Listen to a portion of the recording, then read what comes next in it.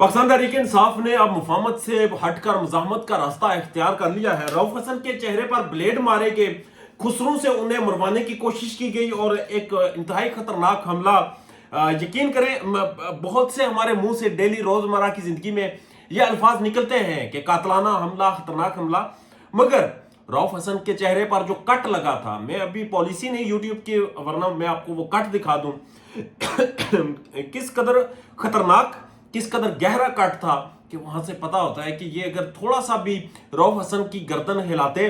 तो ये शारक भी काट सकते थे। शायद ये डराने के लिए किया गया हो, शायद मारने के लिए ना किया गया हो, मगर जिस गहरी नोयत का कट लगाया गया है उनके चेहरे पर, जो ब्लेड चलाया गया है, जिस तरह से गर्मी में किसी खुसरे ने चादर लपेटी हुई थी, ये सारी चीजें बताती है कि अब मामला जो है वो बढ़ चुके हैं। अब इमरान खान ने रात को ही पैगाम जारी किया, हमाद अजहर को कहा कि तमाम रपोश लोग बाहर निकल आए। हमाद अजहर बाहर निकल आए, उसके बाद मुराद साहिब भी बाहर निकलने को तैयार हैं। अभी शोएब शाहीन साहब का इंटरव्यू कर रहा था, उन्होंने भी बताया कि अब मुफाहमत खत्म हो गई है और मुजामत शुरू हो गई है।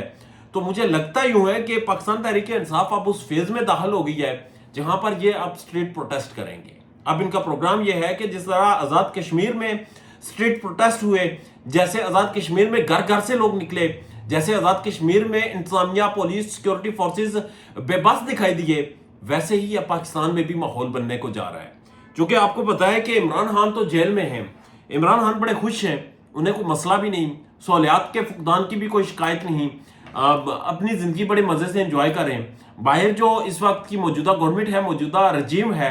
वो बुरी तरह से एक्सपोज होती जा रही है, दिन ब दिन उनसे उनकी ग्रिप छूटती जा रही है। और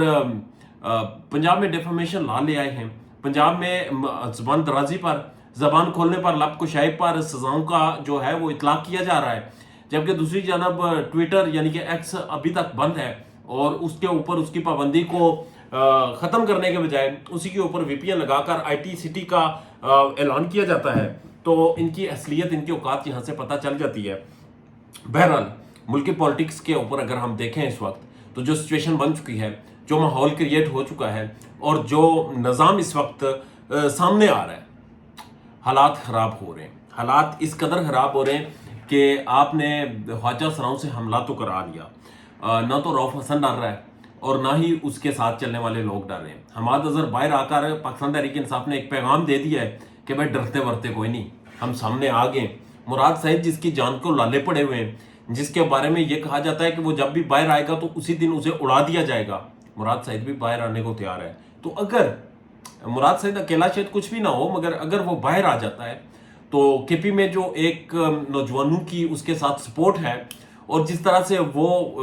प्रोटेस्ट को, जिस तरह से वो अवामी इज्तिमा को मैनेज करना जानता है,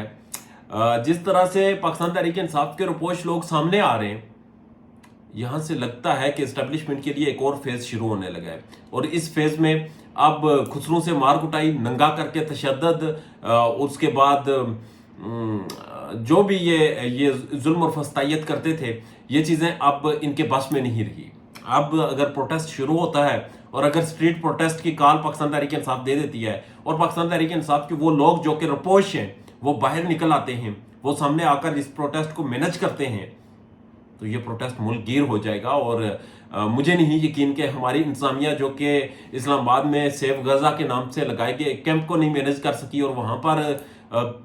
एक इंसान मारा गया, एक इंसान शहीद कर दिया गया और कुछ लोगों को जख्मी कर दिया गया, ये चीज़ें मैनेज नहीं हो सकी, रऊफ हसन पर ब्लेड चलाने वाले खुसरे नहीं पकड़े जा सके, तो फिर मुल्क की एहतजाज को कैसे मैनेज करेंगे। अपना और अपने चाहने वालों का ढेर ज़्यादा ख्याल रखिएगा। इजाज़त दीजिए, अल्लाह ने के पास।